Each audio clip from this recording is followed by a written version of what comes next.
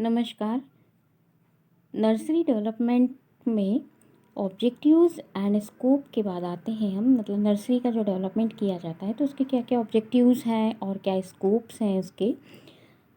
उसके बाद आते हैं हम नर्सरी डेवलपमेंट की प्लानिंग और सीजनल एक्टिविटीज़ के संबंध में चर्चा करेंगे। तो नर्सरी डेवलपमेंट करने के लिए सबसे पहले हमको नर्सरी की साइट का सिलेक्शन करना होता है कि किस साइट पर नर्सरी को तैयार किया जा सके, कि कौन सा स्थान नर्सरी को डेवलप करने के लिए उपयुक्त हो सकता है। तो नर्सरी को तैयार करने के लिए उपयुक्त स्थान का चुनाव करना ज़रूरी होता है और उसके लिए नर्सरी का जो स्थान हम चुनाव करते हैं उसके लिए कुछ ज़रूरी बातें ध्यान में रखी जाती हैं और उनको ध्यान में रखते हुए स्थान का चुनाव किया जाता है। तो सबसे पहले हम क्या चीज़ देखते हैं, लोकेशन देखी जाती है। जो कुछ बातें इस तरह से हैं कि सबसे पहले हम लोकेशन देखेंगे कि नर्सरी को डेवलप करने के लिए हमेशा जहाँ भी नर्सरी का डेवलपमेंट किया जाता है उस साइट पर हमेशा वो पोल्यूशन फ्री वातावरण होना चाहिए वहाँ पर, और नर्सरी साइट पर उपयुक्त सनलाइट भी उपलब्ध होनी चाहिए और पानी की सुविधा भी, इरिगेशन के लिए पानी की सुविधा भी पर्याप्त होनी चाहिए।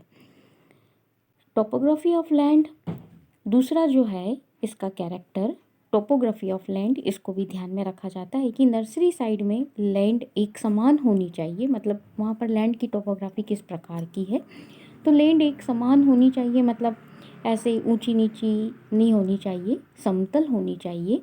तो यदि अंडुलेटिंग है, मतलब थोड़ी सी ऊंची नीची है यदि, तो उसे एक समान करना होता है। और हिली एरियाज़ में यदि डेवलप करना होता है नर्सरी को तो लैंड को लेवल्ड टेरेस में डिवाइड करना होता है। सॉइल किस प्रकार की होनी चाहिए, तो सॉइल, नर्सरी की सॉइल जो है वो पानी के अच्छे निकास वाली होनी चाहिए। तो अच्छे निकास वाली सॉइल के लिए लोम या सैंडी लोम सॉइल होनी चाहिए और अधिक और मिट्टी में, सॉइल में अधिक मात्रा में ऑर्गेनिक मैटर होना चाहिए जिससे कि उसकी फर्टिलिटी अच्छी हो। सॉइल का पीएच लगभग न्यूट्रल होना चाहिए, 6.5 से 7.5 तक ही होना चाहिए जिससे कि प्लांट की ग्रोथ उसमें अच्छी तरह से हो सके।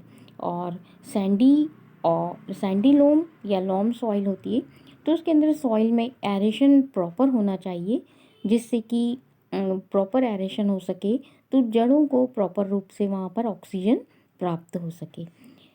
फिर अगला पॉइंट है वाटर। तो नर्सरी में प्लांट ग्रोथ के लिए उचित वाटर क्वालिटी का उपयोग करना चाहिए। मतलब पानी की क्वालिटी न्यूट्रल जो पानी होता है, मतलब उचित प्रकार, अच्छे प्रकार के पानी का उपयोग करना चाहिए। पानी ना तो सैलाइन होना चाहिए और ना पोल्यूटेड वाटर होना चाहिए। तो पोल्यूटेड वाटर और सैलाइन वाटर से इरिगेशन नहीं करना चाहिए जो कि पौधों के डेवलपमेंट के लिए सही नहीं होता है। और सिंचाई के लिए नर्सरी साइट पर पर्याप्त मात्रा में पानी उपलब्ध होना चाहिए। ड्रेनेज, नर्सरी साइट पर ड्रेनेज की फैसिलिटी होना चाहिए ताकि वाटर लॉगिंग ना हो सके और पानी एक जगह स्थिर नहीं होना चाहिए। इसके बाद लेबर, तो नर्सरी तैयार करने के लिए हमको लेबर की ज़रूरत भी होती है। तो नर्सरी के आसपास लेबर मिलने की संभावना होनी चाहिए और नर्सरी के पास रोड, नर्सरी ऐसी जगह पर हमको स्थापित करनी चाहिए कि उसके पास से रोड, प्रॉपर रोड हो सके जिससे कि सीडलिंग को ट्रांसपोर्टेशन में नुकसान ना हो और आसानी से ट्रांसपोर्टेशन हो सके। और भूमि प्राकृतिक रूप से खाली हो, जो भूमि प्राकृतिक रूप से यदि खाली है, मतलब उसमें किसी तरह की वीड्स या इस तरह के प्लांट्स, ग्रासेस या कुछ भी नहीं लग रही है, यानी कि कह लो कि बंजर भूमि है, तो उसमें नर्सरी का डेवलपमेंट, नर्सरी नहीं बनानी चाहिए क्योंकि वो सॉइल फर्टाइल सॉइल नहीं होगी जिससे कि वहाँ पर प्रॉपर सीडलिंग्स तैयार नहीं हो सकेंगे। इसके बाद नर्सरी कितने प्रकार की हो सकती है, हम ये तो लोकेशन हो गया कि हमको किस प्रकार साइट, नर्सरी की साइट किस तरह से सिलेक्ट करेंगे, तो किन किन बातों का हमको नर्सरी साइट को सिलेक्ट करने के लिए ध्यान रखना है। उसके बाद आते हैं कि नर्सरी टाइप्स, कितने प्रकार की नर्सरी होती है। तो हमने अलग अलग कैरेक्टर को देखते हुए अलग अलग टाइप से डिवाइड किया है। तो on the basis of duration, कि कितने समय के लिए हमको नर्सरी चाहिए, तो ड्यूरेशन टाइम के हिसाब से हमने नर्सरी को पहले तो टाइम के हिसाब से डिवाइड किया है। तो जैसे टाइप्स ऑफ नर्सरी जो है, तो सिंचाई की पहले हमने क्या देखा कि सिंचाई की सुविधा या उनके उपयोग की अवधि के आधार पर नर्सरी को हमने दो भागों में विभाजित किया। तो एक है टेम्पररी नर्सरी और दूसरी है परमानेंट नर्सरी। तो सबसे पहले आते हैं हम टेम्पररी नर्सरी। तो टेम्पररी नर्सरी में, इस प्रकार की नर्सरी में सीजनल रिक्वायरमेंट को पूरा करने या फिर टारगेटेड प्रोजेक्ट के लिए बनाई जाती है। तो मतलब क्या हो गया इसका मतलब कि सीजनल रिक्वायरमेंट को पूरा करना है, या फिर कुछ कोई टारगेट मिला है कि इतने प्लांट्स को तैयार करना है, या इस तरह का कुछ टारगेट मिला है, तो उसको पूरा करने के लिए बनाई जा रही है। अर्थात क्या हो गया कि कुछ समय के लिए रोपण सामग्री देने के लिए बनाई जाती है। मतलब नर्सरी की अवधि क्या होगी, कुछ समय के लिए होगी, परमानेंट नहीं है, कुछ समय के लिए ही ये नर्सरी रहती है। तो इस प्रकार, और इसमें क्या क्या रिक्वायरमेंट्स होती हैं, तो इस प्रकार की नर्सरी जो होती है वो साइज़ में, मतलब कैरेक्टर्स क्या क्या हैं इस प्रकार की नर्सरी के, कि इस प्रकार की नर्सरी जो है वो साइज़ में छोटी और थोड़े समय के लिए बनाई जाती हैं।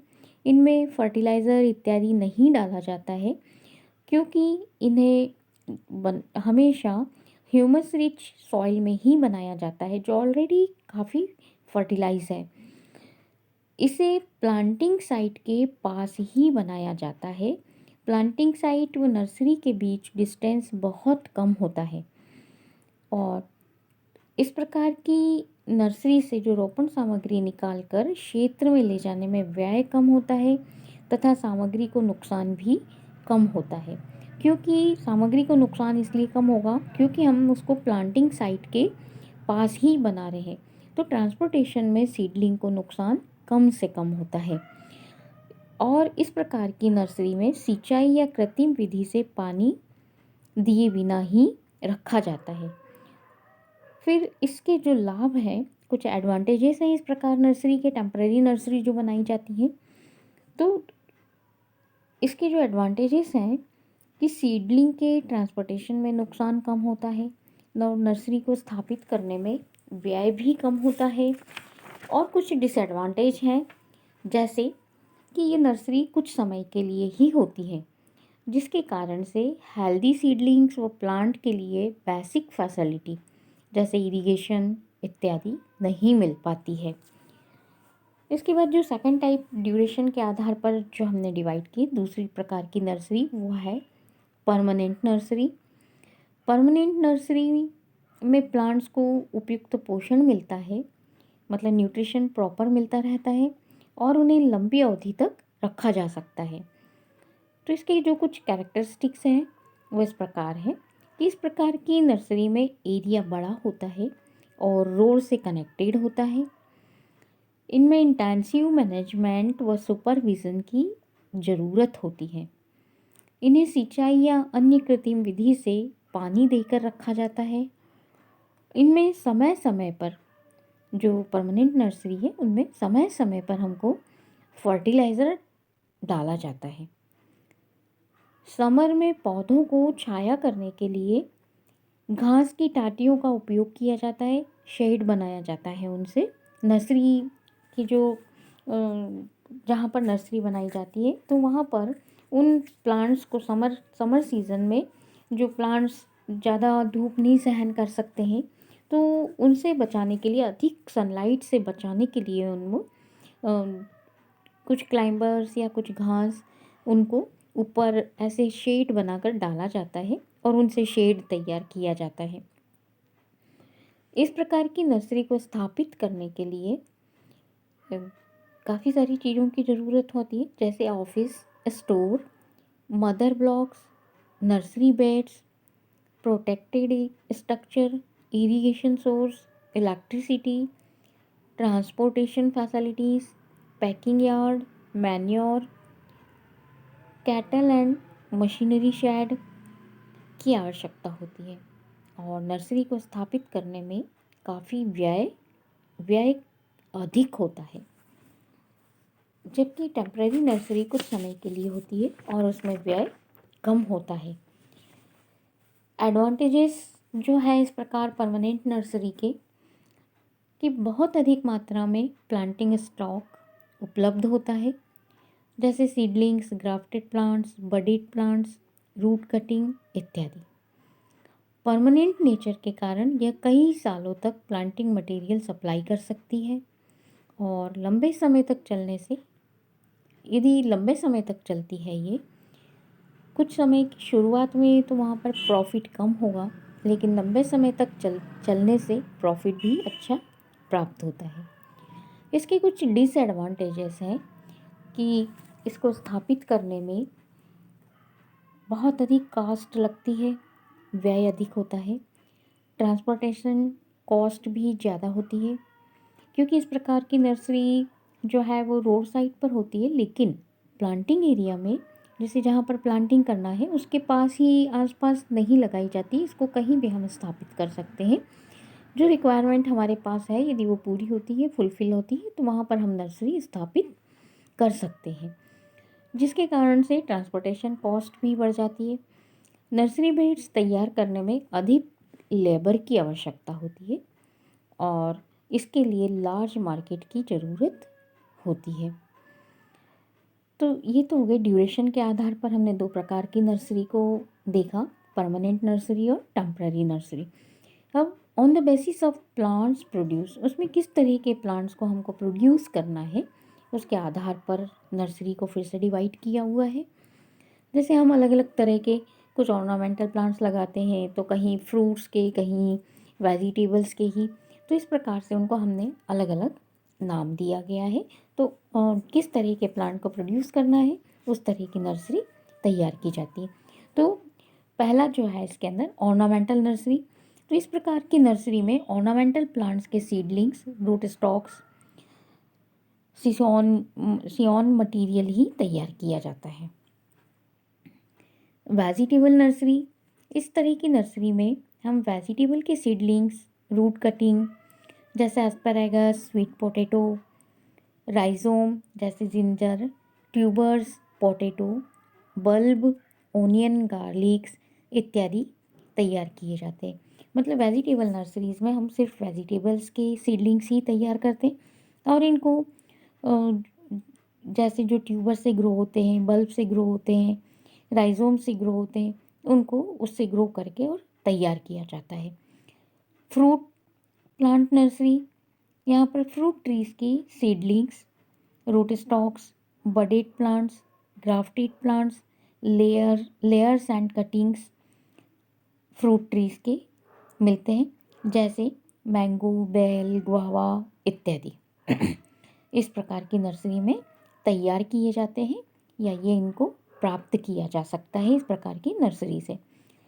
फॉरेस्ट नर्सरी, फॉरेस्ट नर्सरी में प्लांटेशन के लिए ट्रीज, क्लाइंबर्स आदि के सीडलिंग्स तैयार किए जाते हैं, जिनसे कि हमको फॉरेस्ट का डेवलपमेंट करना हो, जैसे सागवान है और मतलब फॉरेस्ट जिनका तैयार करना है उस तरह की प्लांट्स को, शीशम, सागवान, इस तरह के पौधों को सीडलिंग्स तैयार किए जाते हैं।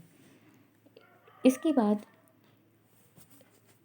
किस तरह का स्ट्रक्चर यूज़ किया जाता है नर्सरी को बनाने में। स्ट्रक्चर की बात आती है तो आपको मैंने फ्लोरिकल्चर, थर्ड यूनिट फ्लोरिकल्चर के अंदर जो हमने ग्लास हाउस और शेड हाउस इनके बारे में देखा था, तो वो सारी चीज़ें यहाँ पर भी कि किस तरह का स्ट्रक्चर हम नर्सरी में यूज़ करते हैं उसके आधार पर हम उनको नाम देते हैं, जैसे open field nursery, hi tech nursery, thatched roof nursery, shade net, net के द्वारा शेड डाला जाता है, जो मसलिन क्लॉथ्स या इस तरह के कपड़े का शेड डाला जाता है। पॉली टनल्स, टनल्स तैयार किए जाते हैं यहाँ पर। ग्रीन हाउस या पॉली हाउस, ये सारी चीज़ें हमने फ्लोरिकल्चर यूनिट में इनके बारे में डिटेल से देखा है, तो यहाँ पर इनके बारे में हम ज़्यादा डिस्कस नहीं करेंगे। हम सिर्फ इतना देखेंगे कि स्ट्रक्चरल बेसिस पर हम जिस तरह का स्ट्रक्चर यूज़ करते हैं उस टाइप की नर्सरी, हम उसको उस टाइप की नर्सरी नाम देते हैं, जैसे open field nursery, hi tech nursery है, polytunnel nursery, greenhouse nursery, polyhouse nursery. तो इस प्रकार से वहाँ पर हम नर्सरी को डेवलप करने के लिए ग्रीन हाउस या पॉली हाउस तो इस तरह से तैयार करते हैं। आज सिर्फ हम टाइप्स ऑफ नर्सरी पर ही बात करेंगे। अगले उसमें हम देखेंगे कि नर्सरी का जो एरिया है वो कितना होना चाहिए, नर्सरी बेड्स। अब जो हमने यहाँ पर नर्सरी की कैरेक्टरिस्टिक्स में हमने जो परमानेंट नर्सरी के कैरेक्टरिस्टिक्स में देखे हैं कि उनको स्थापित करने के लिए हमको किन किन चीज़ों की ज़रूरत पड़ती है। तो सबसे पहले तो हमको वहाँ पर नर्सरी बेड्स, अब यदि हमको सीडलिंग्स तैयार करना है, सोइंग करनी है सीड्स की, तो हमको क्या करना होगा, सबसे पहले जिस प्रकार खेतों में हम खेत को पहले जोत कर तैयार करते हैं उसी तरह से यहाँ पर भी हमको नर्सरी बेड्स तैयार करने होते हैं। और नर्सरी बेड्स तैयार करने के बाद उसको प्रोटेक्टेड स्ट्रक्चर उसके आसपास तैयार किया जाता है जहाँ पर हम सोइंग करते हैं। इरिगेशन सोर्स वहाँ पर हम लगाते हैं, इलेक्ट्रिसिटी, ट्रांसपोर्टेशन फैसिलिटीज़।